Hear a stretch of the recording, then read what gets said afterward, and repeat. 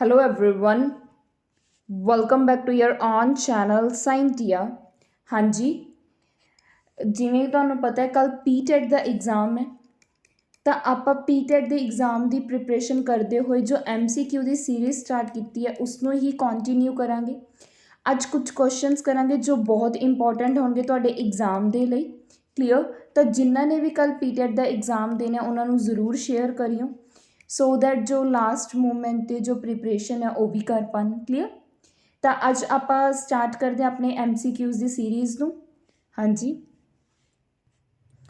अपना first MCQ की है, देखो Hiroshima Nagasaki were affected by. जो हीरोशिमा एंड नागासाकी है ਆਪਾਂ ਨੂੰ पता है दो प्लेसिस हैं जिथे अगर आप गल करिए एक वर्ल्ड वार के टाइम सैकेंड वर्ल्ड वार के टाइम की होया सी मतलब ये किस चीज़ तो अफेक्ट होए सी तुहानूं पता ही होना बॉम्ब सुट्टे गए सी इन्हां दो सिटीज़ के उपर।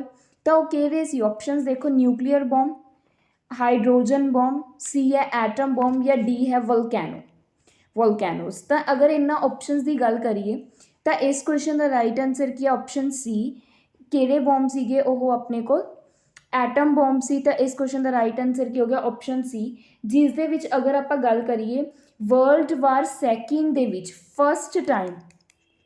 फस्ट टाइम की है अपने को एटॉमिक वेपन्स का यूज़ किया गया से जिसका काफ़ी नुकसान है और हजे भी इन्ना वेपन्स का नुकसान मतलब ये जो न्यूक्लीयर बॉम्ब से इन्ना का नुकसान देखा गया। क्लीयर?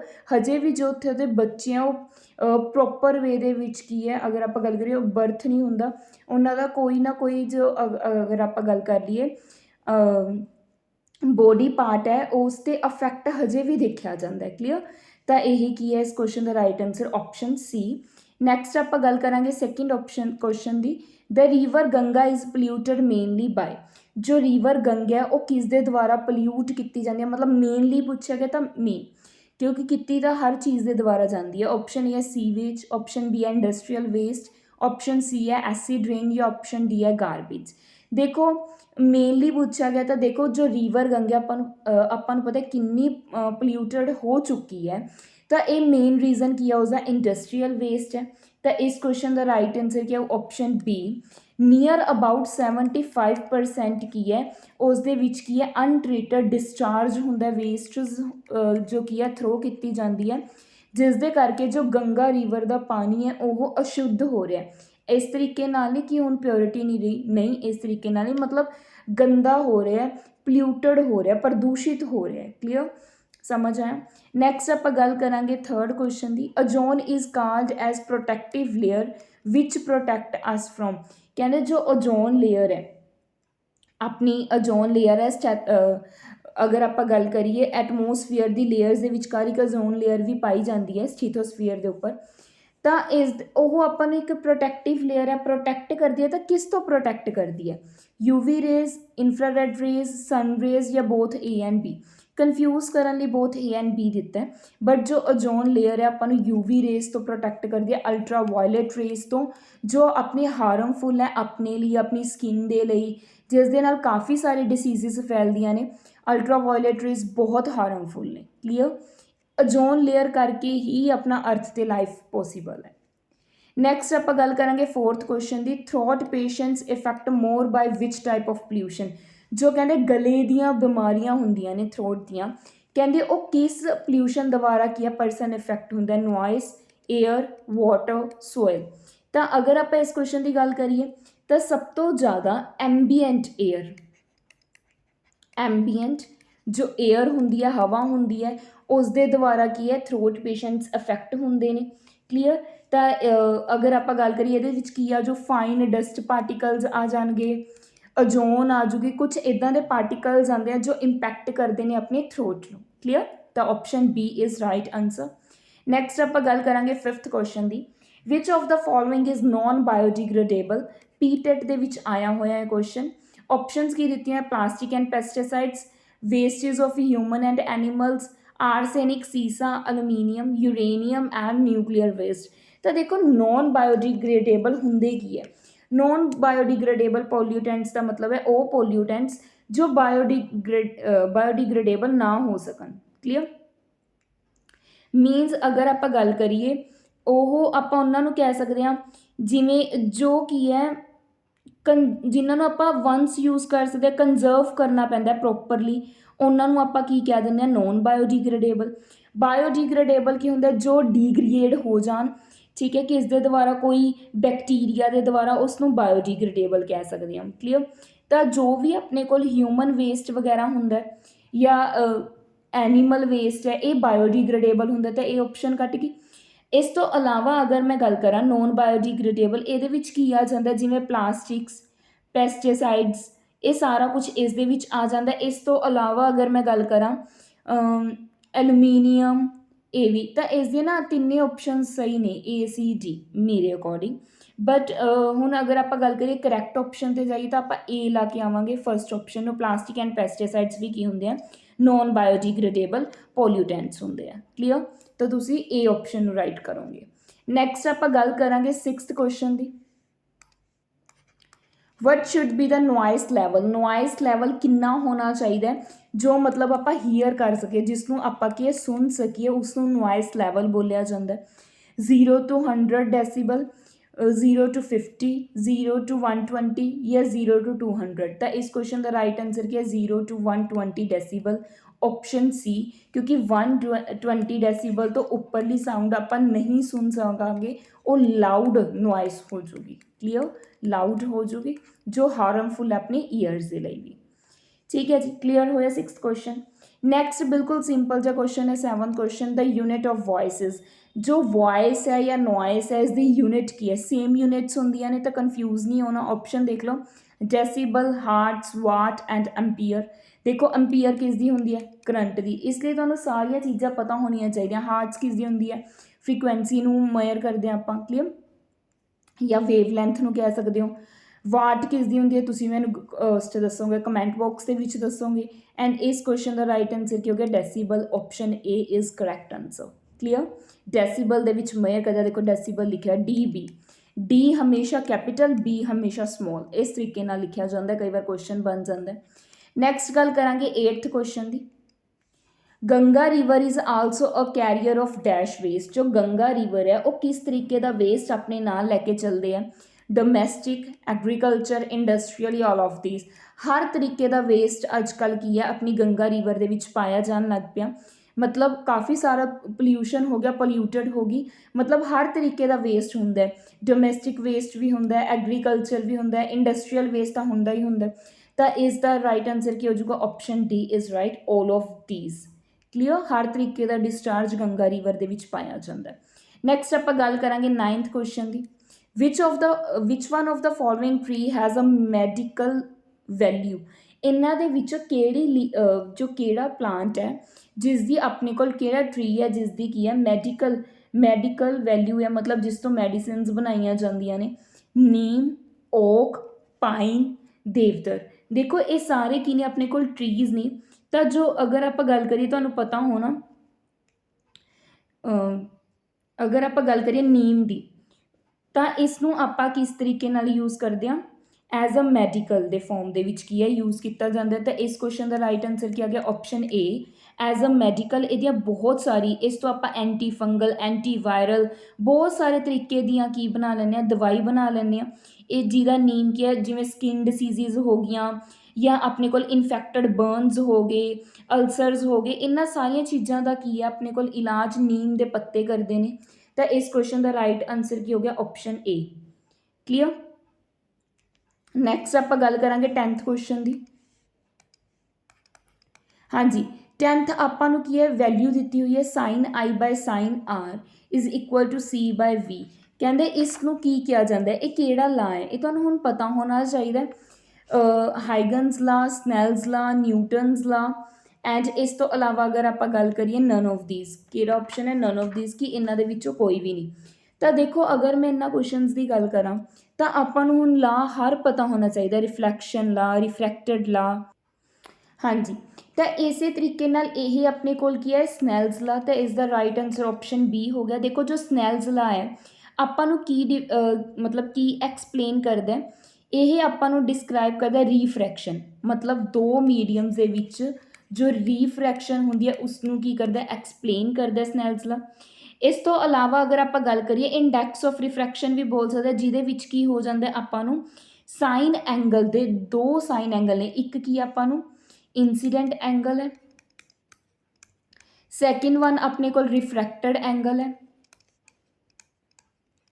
ठीक है, अगर अपने को की है इंडैक्स ऑफ रिफ्रैक्शन मतलब जो आपां एन की वैल्यू लैने इत्थे दित्ती नहीं हुई, वैसे की हुंदा N1 साइन I1 या θ1 I is equal to N2 sine θ2 या R। क्लीयर, तो जो N1 तो N2 की वैल्यू है, अगर तो कोई वैक्यूम है या एयर है तो N1 1 हो जाऊगा। ठीक है, तो इस तरीके नाल आपां इसनू की है लैके चलते हैं। N भी हुंदा बट इत्थे की आपां नू गिवन नहीं दिता होया।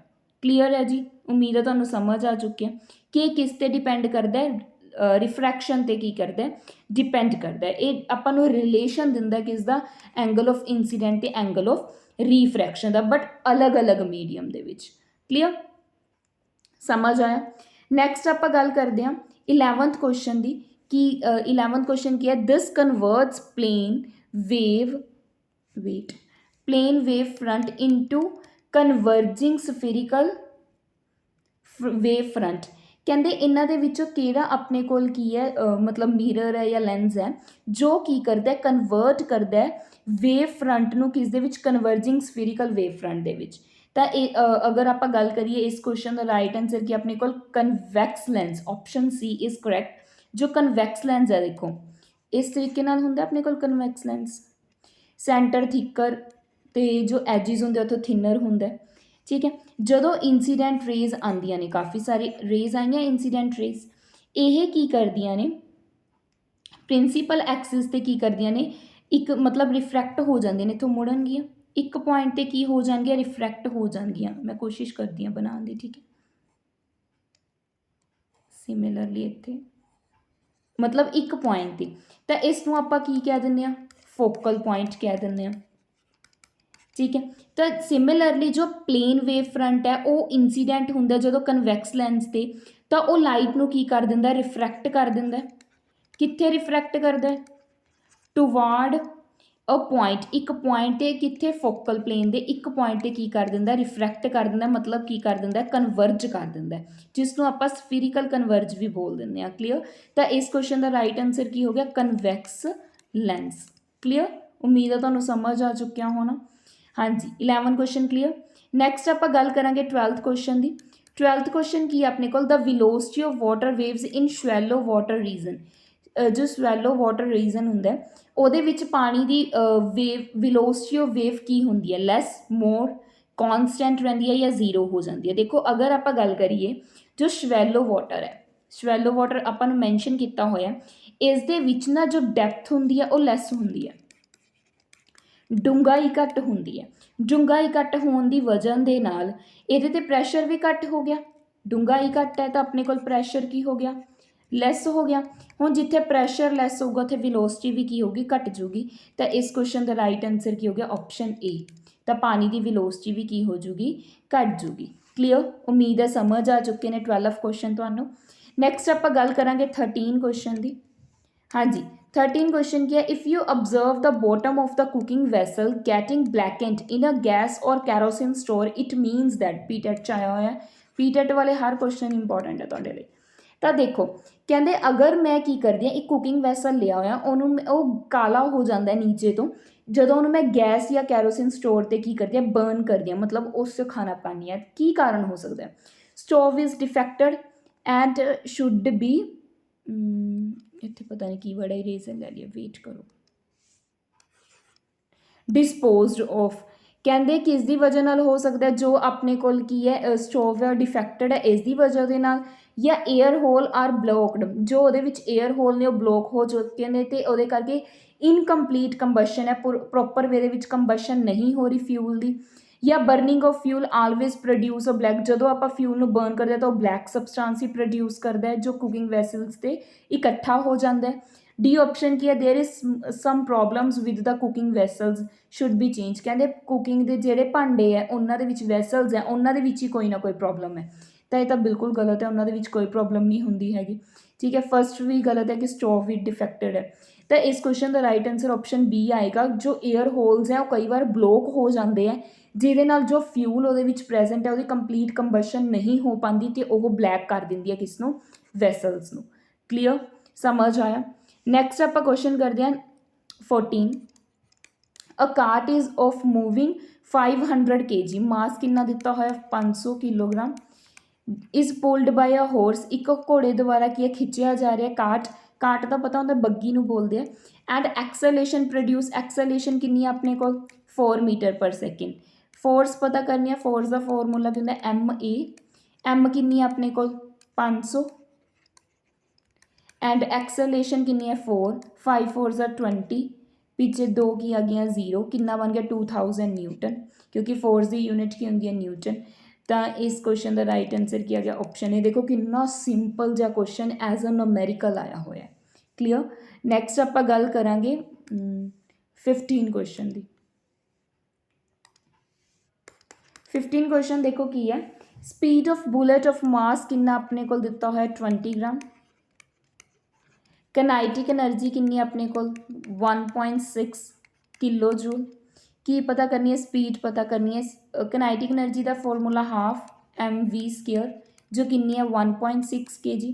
ਹਾਫ ਮਾਸ ਕਿੰਨਾ ਦਿੱਤਾ ਹੋਇਆ 20, ਵੈਲਿਊਜ਼ ਪੁੱਟ ਕਰ ਦਿਓ। v² ਆਪਾਂ ਫਾਈਂਡ ਆਊਟ ਕਰਨਾ ਕਿੰਨਾ ਆ ਗਿਆ 16/10 ਆ ਗਿਆ। ਕਲੀਅਰ।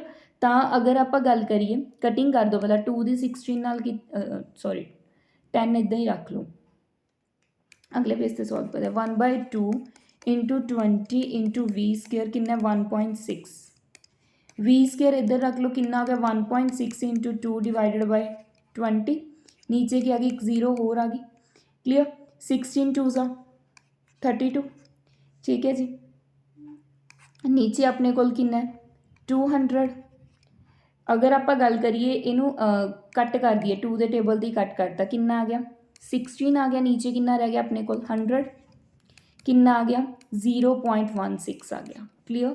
ਮਤਲਬ ਇੱਧਰ ਕੀ ਹਜੇ ਵੀ v² ਹੈ, ਤਾਂ ਵੈਲੋਸਿਟੀ ਕੱਢਣੀ ਹੈ, ਇਸ ਦਾ ਅੰਡਰ ਰੂਟ ਕਰਾਂਗੇ ਕਿੰਨਾ ਬਣ ਗਿਆ 0.4। ਤਾਂ ਚੈੱਕ ਕਰ ਲੈਂਦੇ ਹਾਂ ਕਿਹੜਾ ਆਪਸ਼ਨ ਰਾਈਟ ਹੋ ਗਿਆ। ਉਮੀਦ ਹੈ 0.4। ਆਈ ਥਿੰਕ ਇਹਨਾਂ ਨੇ ਯੂਨਿਟਸ ਚੇਂਜ ਕੀਤੀਆਂ, ਕਿਲੋ ਜੂਲ ਹੈ ਨਾ, ਇਹਨੂੰ ਮੀਟਰ ਪਰ ਸੈਕਿੰਡ 'ਚ ਕਨਵਰਟ ਕਰਨਾ ਪਊਗਾ। ਕਲੀਅਰ। ਤਾਂ ਵੇਟ ਆਪਾਂ ਇਹਨੂੰ ਕਨਵਰਟ ਵੀ ਕਰ ਲੈਂਦੇ ਹਾਂ ਨਾਲ ਨਾਲ। 1.6 ਵੇਟ ਆਪਾਂ ਇਹਨੂੰ ਸੋਲਵ ਵੀ ਕਰ ਲੈਂਦੇ ਹਾਂ। 1.6 ਕਿਲੋ ਜੂਲ ਨੂੰ ਅਗਰ ਜੂਲ 'ਚ ਕਨਵਰਟ ਕਰੀਏ ਤਾਂ ਕਿੰਨਾ ਆ ਗਿਆ 1600 ਜੂਲ, 1000 ਨਾਲ ਮਲਟੀਪਲਾਈ ਕਰਕੇ। ਕਲੀਅਰ। ਤਾਂ ਆਪਣੇ ਕੋਲ ਕੀ ਹੈ ਹਾਫ mv², ਕਿੰਨਾ ਆ ਗਿਆ 1600 ਜੂਲ, ਐਂਡ ਆਪਣੇ ਕੋਲ ਮਾਸ ਕਿੰਨਾ ਆਪਣੇ ਕੋਲ 20 ਗ੍ਰਾਮ। ਕਲੀਅਰ। v² ਆਪਾਂ ਫਾਈਂਡ ਆਊਟ ਕਰਨਾ 1600 ਜੂਲ ਆ ਗਿਆ, and v² is equal to 1600 into 2 divided by 20, 0 ਨਾਲ 0 ਕੈਂਸਲ, 2 ਦੇ 16 ਕੈਂਸਲ ਕੀਤਾ 80, ਮਤਲਬ ਚਾਹੇ 2 ਨਾਲ 2 ਕਰ ਦਿੰਦੇ, 160 ਆ ਗਿਆ v²।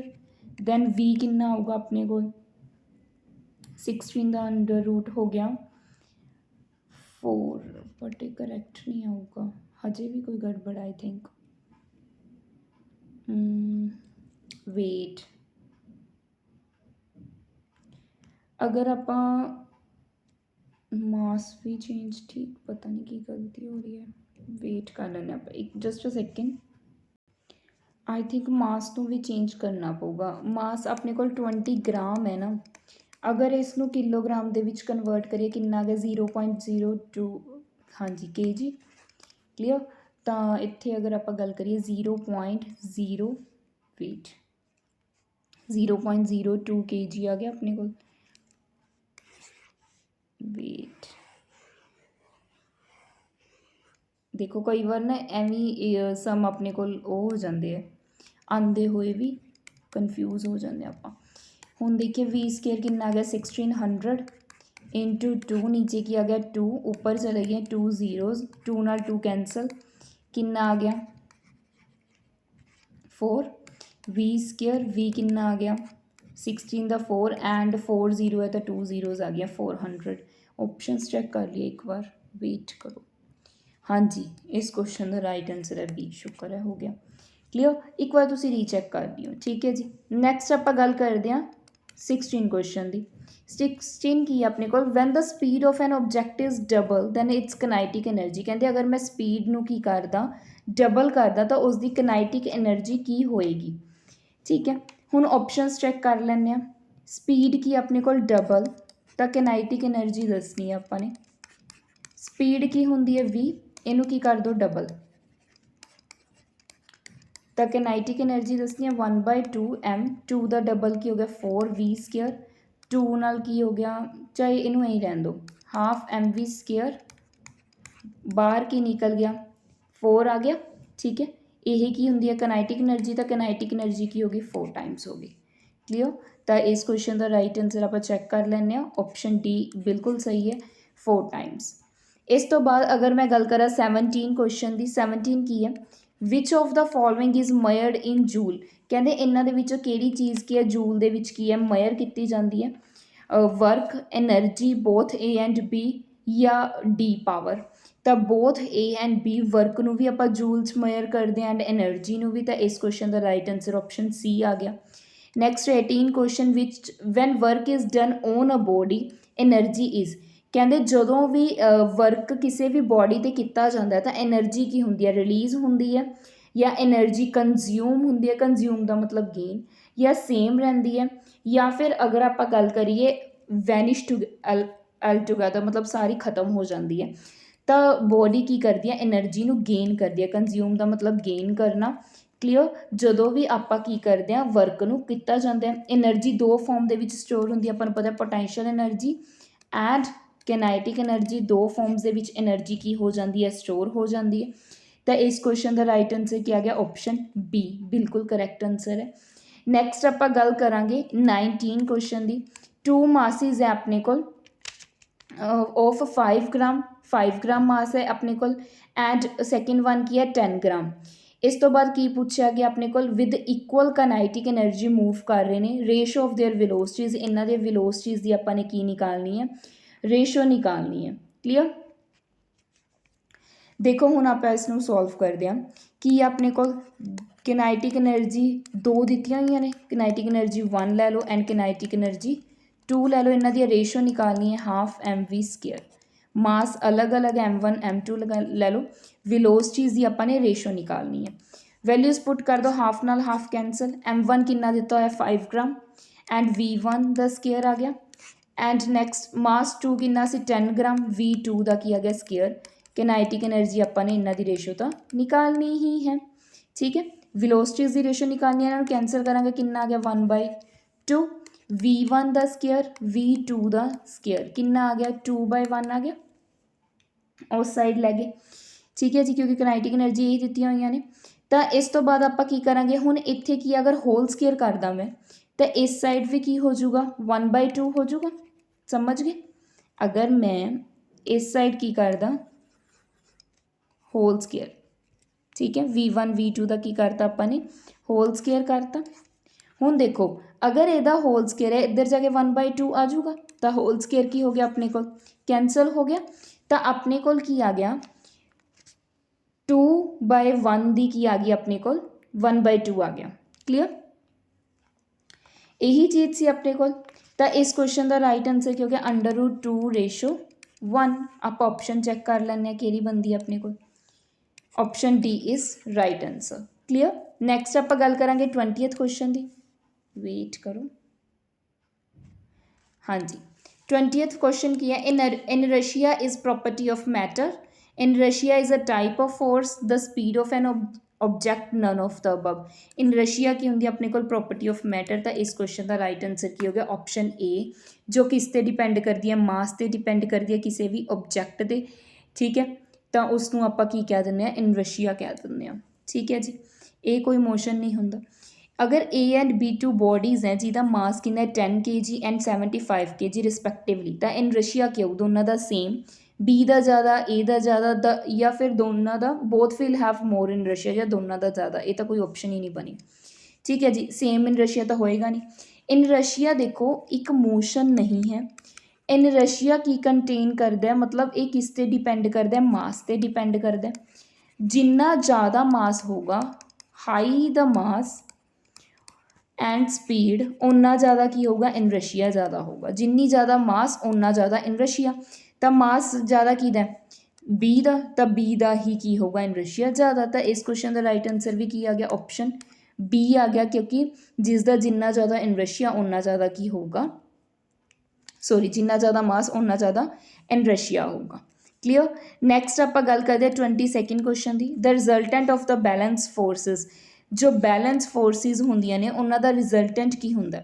ਦੇਖੋ ਅਗਰ ਮੈਂ ਗੱਲ ਕਰਾਂ ਰਿਜ਼ਲਟੈਂਟ ਬੈਲੈਂਸ ਫੋਰਸਿਸ ਕੀ ਹੁੰਦੀਆਂ ਨੇ, ਜਿਨ੍ਹਾਂ 'ਤੇ ਬਰਾਬਰ ਕੀ ਲੱਗ ਰਿਹਾ ਹੋਵੇ, ਆਪਾਂ ਵੇਟ ਲਗਾ ਲਈਏ, ਠੀਕ ਹੈ।